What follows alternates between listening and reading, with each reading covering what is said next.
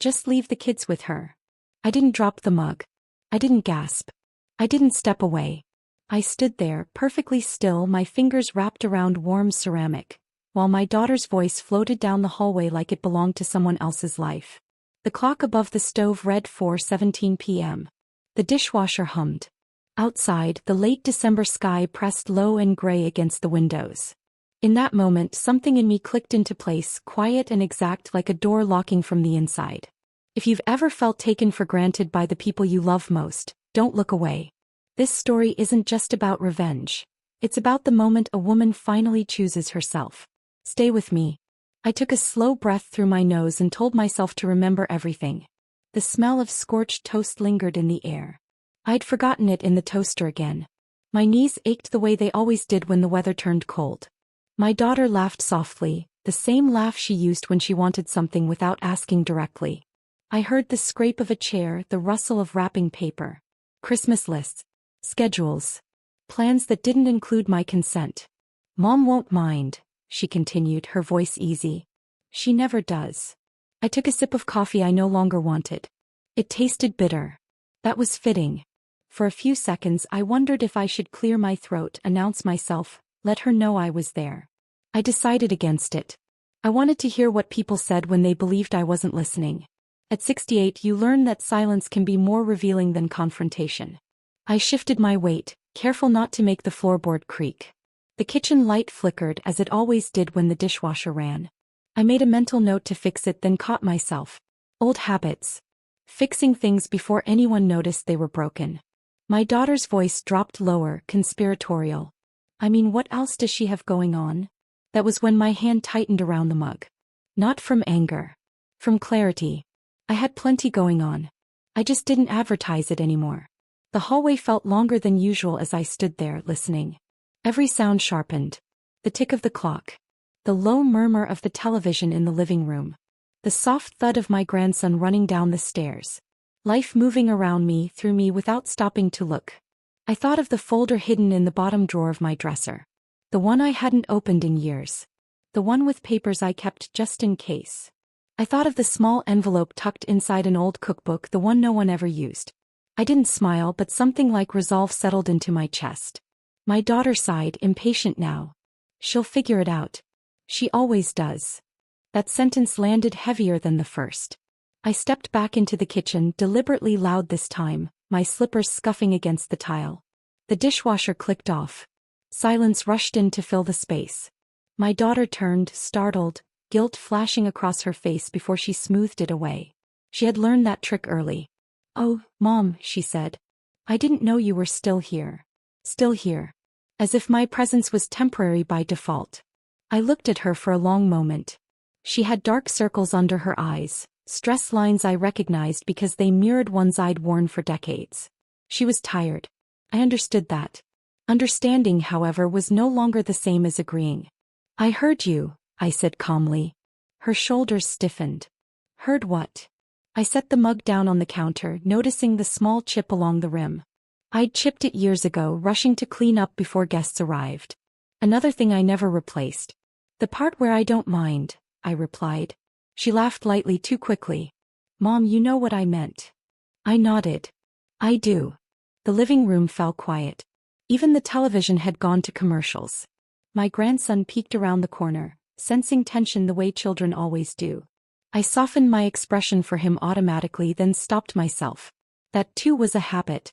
My daughter crossed her arms. "You're overthinking this." I felt a familiar pressure behind my eyes, the old instinct to back down, to smooth things over. I let it pass. Instead, I focused on the hum of the refrigerator, the steady grounding sound. I had learned recently how to sit with discomfort without rushing to escape it. "Am I?" I asked. She opened her mouth, then closed it. Her phone buzzed on the table. She glanced at it, then back at me, irritation creeping in.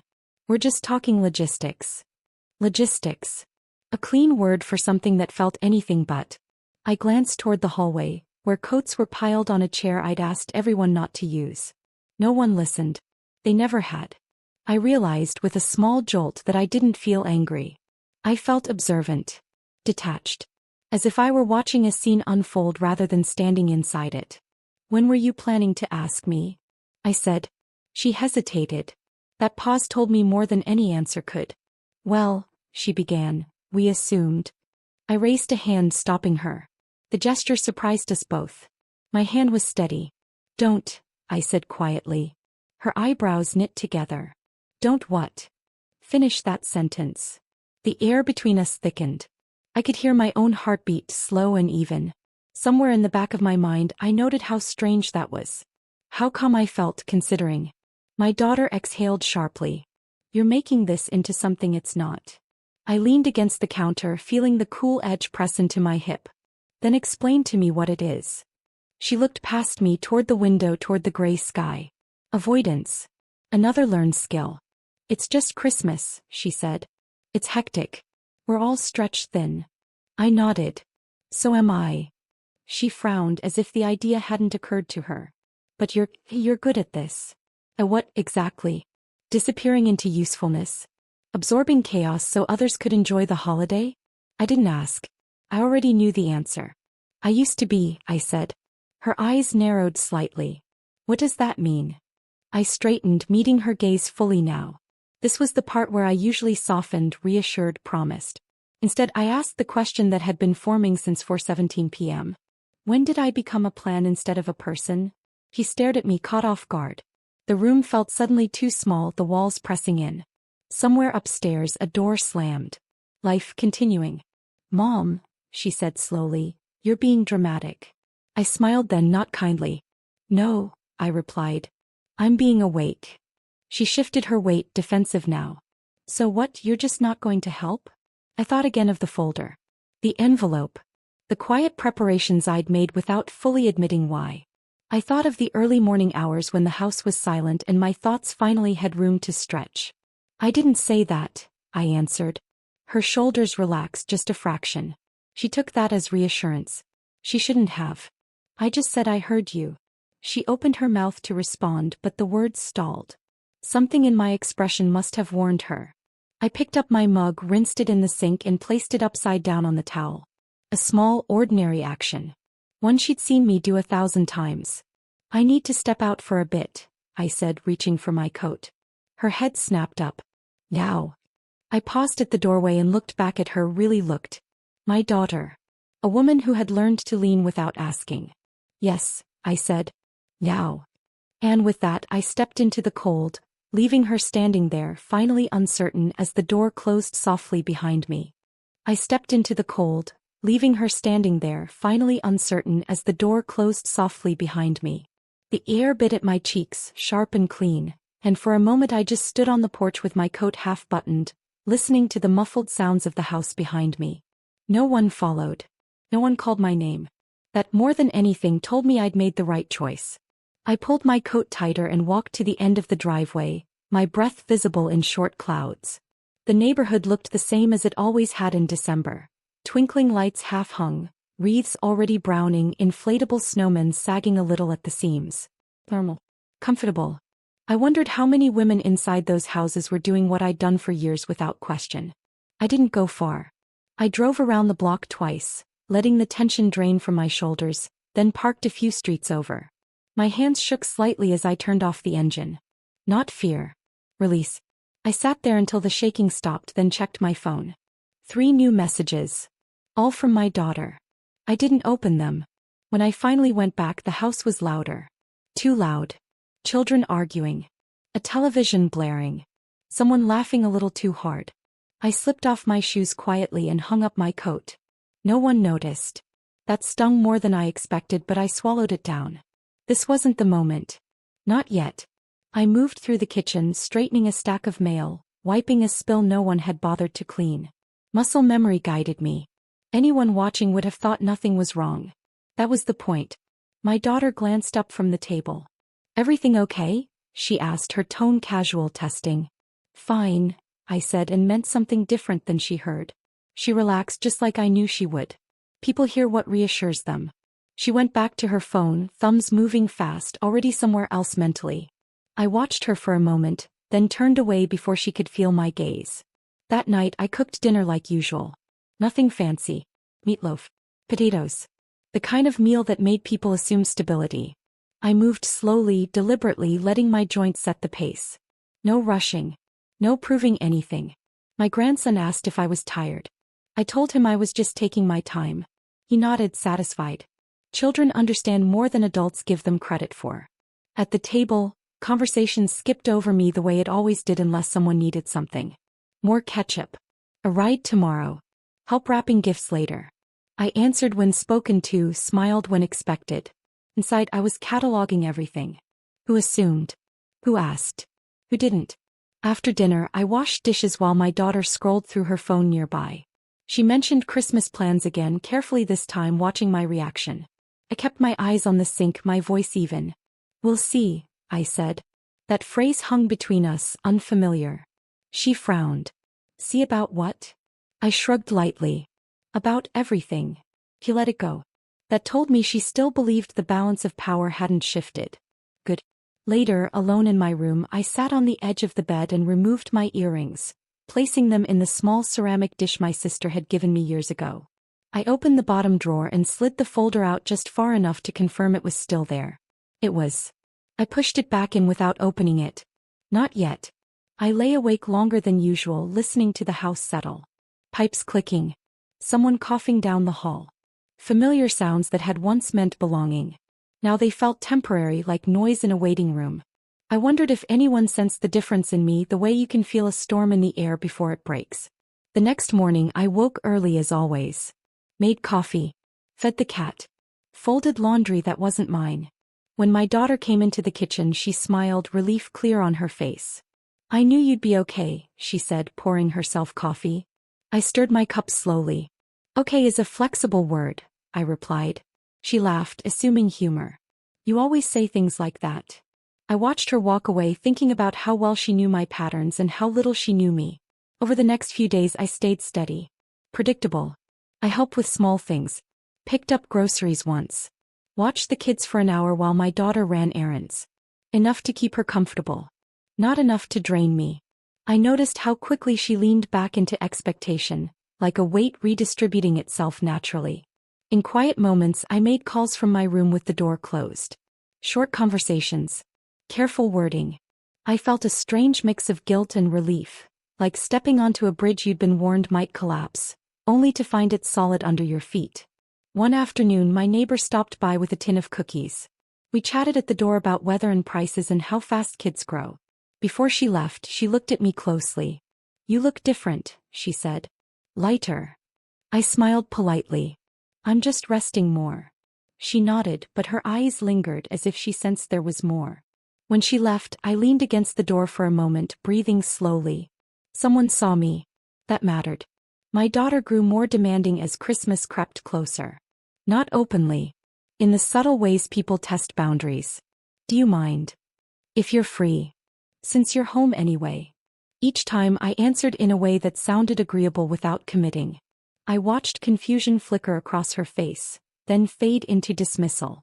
One evening she asked directly, "You'll be here Christmas Eve, right?" I folded a towel carefully before answering. I haven't decided yet. She stared at me. Decided what? How I want to spend my time. The room went quiet. Not hostile. Just unsettled. She recovered quickly. Well, let me know. I will, I said. That night I opened the folder at last. Fully. I read every page, my heart steady. This wasn't impulsive. This was preparation finally put to use. From the hallway I heard my daughter laughing on the phone, telling someone, "Mom's got it covered." I closed the folder and slid it back into place. I lay down, staring at the ceiling, listening to the familiar house breathe around me. They thought nothing had changed. They were wrong. That certainty settled into me as I stood in my bedroom with the door closed, the house buzzing beyond it with holiday noise that no longer belonged to me. I moved slowly, deliberately, folding the last sweater and placing it into my small overnight bag.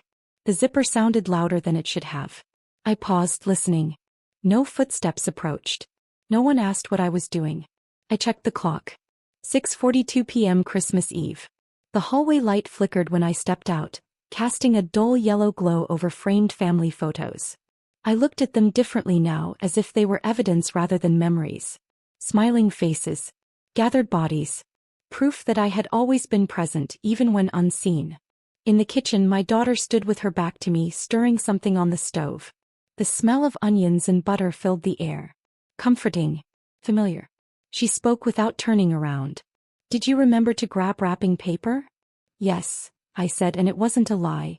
It just wasn't the whole truth. She nodded, satisfied, and went back to what she was doing. That was the moment I understood how deeply they believed in my permanence. I slipped my coat on quietly, the fabric whispering against itself. The cat watched me from the counter, tail flicking. Animals notice shifts long before people do. I picked up my bag and moved toward the back door. The handle was cold in my hand. For a second, doubt flickered. Not about leaving. About whether anyone would stop me. They didn't. Outside, the night had fully settled. The air was sharp, biting, alive. Snow crunched under my shoes as I walked to the car. Each step felt heavier and lighter at the same time. I placed the bag in the trunk, closed it gently, and sat behind the wheel without starting the engine. My phone buzzed. A message from my daughter. Where are you? The kids need help. I stared at the screen, my chest tightening. I let the phone buzz again before answering. I stepped out, I typed. Nothing more. I drove without a destination for several minutes, streetlights sliding past like a slow metronome. Houses glowed with warmth, silhouettes moving behind curtains. I wondered how many women were holding things together inside those walls, believing it was their duty. I pulled into a modest motel just off the highway. One story. Clean. Quiet. The kind of place people passed without noticing. I checked in with a man who barely looked up, paid in cash, and carried my bag down a dimly lit walkway. The room smelled faintly of cleaner and old fabric. It was perfect. Inside, I sat on the edge of the bed and removed my shoes. My feet ached. I flexed my toes, grounding myself in the moment. My phone lit up again. Missed calls now. 3. Then 4. I didn't answer. I turned on the television for background noise and sat back against the headboard. The room felt oddly peaceful, like a held breath finally released. I ordered a simple sandwich from the small diner next door and ate it slowly, tasting each bite. No one rushed me. No one needed anything. My phone buzzed again. A voicemail this time. I listened. Mom, this isn't funny, my daughter said, her voice strained. Children cried faintly in the background. Where are you? I set the phone face down on the nightstand. Time stretched. I took a shower, letting the hot water loosen muscles that had been tight for years. I wrapped myself in a thin towel and caught my reflection in the mirror. Older. Tired. But steady. I met my own eyes and didn't look away. When I checked my phone again, the tone of the messages had changed. Confusion. Irritation. Then something closer to fear. I answered once. Only once. I'm safe, I said into the phone when she called again. I just won't be there tonight. Silence followed. Then, what does that mean? It means you'll have to handle this without me. She inhaled sharply. You can't just. I can, I replied and hung up. I sat back on the bed, heart pounding now. Not from regret. From finality. Outside, a car door slammed. Somewhere someone laughed. Life continued. Later the motel phone rang. I let it ring twice before answering. It was my son-in-law. His voice was tight, controlled. We need you to come back. I'm not available, I said. This is Christmas Eve, he insisted, as if that explained everything. I know what day it is. He exhaled, frustration seeping through. You're putting us in a difficult position. I closed my eyes. You put yourselves there. The line went quiet. When he spoke again, his voice was colder. This isn't fair. Fair. The word echoed. I thanked him for calling and hung up. I lay back, staring at the ceiling, listening to the hum of the heater. My body trembled slightly, adrenaline finally draining away. I wrapped my arms around myself and breathed through it. Close to midnight, my phone lit up again. A text from my daughter. Please. Just that. I typed a response, then erased it. Typed again. Deleted. Finally, I wrote, I'll talk to you tomorrow. And turned the phone off. The silence that followed was deep and complete. No buzzing. No demands. I slept better than I had in years. When I woke, the room was pale with early morning light. Christmas Day. I sat up slowly, taking stock of myself. Sadness was there, yes. But so was something stronger. Resolve. Somewhere across town they were realizing I wasn't coming back. And that realization didn't arrive all at once. It crept in, heavy and uncomfortable, the way truth does when it has nowhere left to hide. I felt it before I heard it. A tightness in my chest as I sat at the small table in the motel room, hands wrapped around a paper cup of coffee that tasted thin and burnt. Morning light filtered through the cheap curtains, revealing dust I didn't mind and furniture that wasn't mine. My phone lay on the bed behind me, still powered off.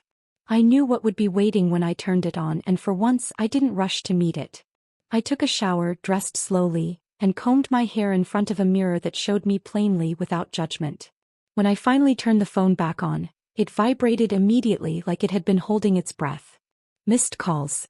Messages. Notifications stacked on top of each other. I scrolled without opening them yet, letting the weight of it sink in. The first message I opened was from my daughter. Not anger this time. Logistics. We don't have enough hands. The kids are out of control. Can you at least come for a few hours? I sat down on the edge of the bed and read it again. The word at least stood out. As if my presence were a tool that could be measured in hours, borrowed and returned. I typed slowly. No, one word. Complete. I didn't explain. A reply came almost instantly. I don't understand why you're doing this. That was honest. I appreciated that more than apologies that hadn't yet come. I didn't answer right away. I stood up, walked to the window and watched a family load gifts into their car. The mother looked tired. The father looked distracted. The children bounced with energy. A familiar scene. One I had lived from the inside. When I responded, I kept it simple. You weren't supposed to. That's part of the problem. An hour passed. Then calls came from numbers I recognized and some I didn't. My sister left a voicemail, her tone careful, caught between concern and loyalty. They're having a hard time, she said. Maybe you could just talk to them. I leaned back against the wall and closed my eyes. Talk had never been the issue. I sent her a brief message. I'm okay. I need this. Around noon, the motel manager knocked to ask if I needed anything. His voice was polite, neutral. I told him I was fine. He nodded and left without pressing. The simplicity of that interaction surprised me. No expectations. No assumptions. I went for a walk around the parking lot, my coat pulled tight, hands deep in my pockets. The cold sharpened my thoughts. With each step I felt the distance growing, not just physical but emotional. I wondered if my daughter felt it yet or if she was still fighting against the idea that I could choose differently. When I returned to the room there was a new message. This one longer. My daughter again. She wrote about how overwhelmed she was, how plans had fallen apart, how the children were acting out. She didn't mention me directly until the end. I didn't think you'd really leave us like this. I read that sentence several times. Leave us. As if I had been a place rather than a person. I set the phone down and pressed my fingers into my palms, grounding myself. This was the consequence they hadn't thought I'd allow. Discomfort. Inconvenience. The sudden absence of something they believed was guaranteed. Later in the afternoon my son-in-law called again. I answered this time. His voice was tired now, stripped of the control he'd tried to maintain the night before. We're scrambling, he admitted. We didn't plan for this. I know, I said. There was a pause. Is there something you want us to understand? I considered the question carefully. I want you to understand that I'm not a backup plan. Silence stretched. He exhaled slowly. We never meant to make you feel that way. Intent doesn't erase impact, I replied. He didn't argue. That was new. After the call, I sat quietly, noticing the way my body felt. Less tense. Still sad but not hollow. I thought about all the times I had pushed aside my own limits because it was easier than watching others struggle. Watching them struggle now felt different. Necessary. In the evening, my daughter sent another message. Order. I'm exhausted. I typed back, I know that feeling. She didn't respond. I ordered dinner from the diner again. Ate half. Wrapped the rest. I wasn't punishing myself or anyone else. I was simply living within my capacity, something I'd forgotten how to do. As night settled, my sister called again. This time she listened more than she spoke. When she finally said, "You sound steadier than you have in years," I felt tears sting my eyes. I am, I admitted. Whatever you're doing, she said, don't let them rush you out of it. I promised I wouldn't. Before bed, I wrote a few notes in a small notebook I'd brought with me. Not plans. Reflections. Patterns I was finally willing to name. I realized how often I had been praised for being strong when what they meant was available. My phone buzzed one last time. A message from my daughter. We need to talk. Not to fix things. Just to talk. I stared at the words. They felt different. Less demanding. More uncertain. I replied, "We will. When I'm ready." I turned off the lamp and lay in the dark, listening to the quiet hum of the building. Somewhere, consequences were unfolding without me stepping in to soften them. For the first time, I allowed that to be okay. The next morning, I didn't rush. I sat at the small motel table with my coffee, watching steam curl upward, feeling the steady rhythm of my own breathing. My phone lay beside my cup, face up this time. No buzzing. No urgency. Just waiting. That alone told me how much had already shifted. When the phone finally rang, it was my daughter. I let it ring twice before answering. Not as a test. Just to remind myself I had that choice now. "Hi," I said. Her voice was softer than I'd ever heard it. Not defensive. Not hurried. "Can we talk today?" "Yes," I replied. "We can." We agreed to meet in the afternoon at a small cafe halfway between the motel and her house. Neutral ground. That mattered more than I would have admitted a week ago. I arrived early, chose a table by the window, and sat with my hands folded in my lap, feeling oddly calm. She walked in alone. No kids. No distractions. Her eyes found me immediately, and I saw something new there. Uncertainty. She looked smaller without the chaos around her, less protected by noise and urgency. She sat down across from me and didn't speak right away. Neither did I. We let the space exist. Finally, she said, "I didn't think you'd actually leave." "I know," I answered. He swallowed. "I didn't realize how much we relied on you." That word again. Relied. I nodded slowly. "That's the problem." Her hands twisted together on the table. "I thought you liked being needed." "I liked being appreciated," I said. "Those aren't the same thing." She flinched, not because I raised my voice but because I didn't. Calm has a way of stripping away defenses. She looked down, then back up. "I'm sorry," she said. "I really am." I studied her face. This wasn't the apology meant to smooth things over. This one cost her something. "I believe you," I said. "But belief doesn't erase patterns." She nodded, tears gathering but not falling. I didn't see it. I just assumed. "I know," I said again. "That assumption was my fault too." She frowned. "How?" "Because I taught you it was okay," I replied. "I showed you that my time, my energy, my needs were flexible. Optional." The truth settled between us, heavy but honest. She wiped at her eyes. "So what happens now?" That was the question everything had been building toward. I took a breath, feeling the weight of it, then let it out slowly. "Now things change." She waited. "I won't be the automatic solution anymore," I said. "I'll help when I choose to, not when I'm expected to. I won't fill gaps created by poor planning or convenience." Her shoulders slumped slightly. "That's going to be hard." "I know," I said. "It was hard for me too. For years." She was quiet for a long moment. Then she said, "I don't want to lose you." I reached across the table and placed my hand over hers. "You won't. But you might lose the version of me who disappears to make life easier for everyone else." She squeezed my hand gently. "Maybe that's okay." That was the moment I knew the revenge wasn't destruction. It was exposure. They were finally seeing the cost of what they'd taken for granted. After the cafe, I didn't go back to her house. I returned to the motel, collected my things, and checked out. I drove to my own small apartment on the other side of town, the one I'd kept quiet about, the one represented by the folder in my drawer. The space was modest. Clean. I opened the door and stepped inside, setting my bag down, breathing in the familiar scent of lavender cleaner and old books. Sunlight streamed through the windows. I hadn't abandoned my family. I'd reclaimed my footing. That evening my sister stopped by. She looked around, surprised. "You never told me about this place." "I wasn't ready to," I said. She smiled slowly. "You are now." We sat on the couch talking about ordinary things. No crisis. No urgency. Just conversation.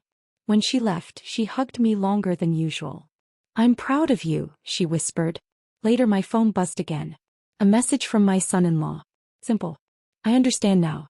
Thank you for being honest. I didn't reply right away. I didn't need to. Over the next few days I noticed the changes ripple outward. Fewer demands. More questions. Actual planning. When I visited, I was treated like a guest, not a fixture. When I left, no one looked surprised. One afternoon, my grandson asked why I didn't stay over anymore. I knelt down to his level and said, because Grandma needs her own space too. He nodded, accepting it without struggle. Children adapt faster than adults.